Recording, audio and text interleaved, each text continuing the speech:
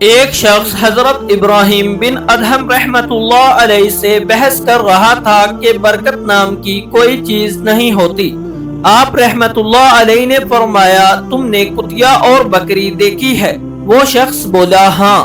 آپ نے اس شخص سے پوچھا، کتیا اور بکری میں زیادہ بچے کون جنتا ہے؟ وہ بولا، کتیا۔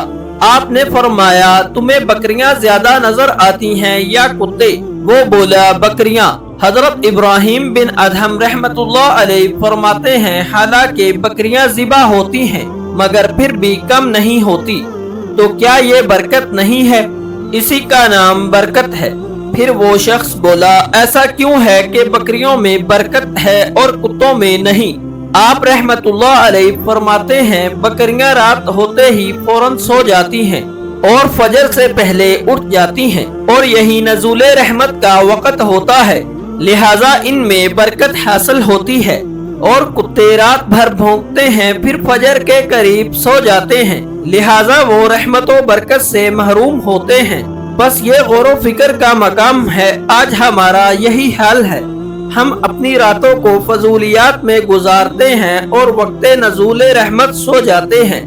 اسی وجہ سے آج نہ تو ہمارے مال میں برکت ہے اور نہ ہی ہماری اولاد میں، اور نہ ہی کسی دوسری چیز میں برکت رہ گئی ہے۔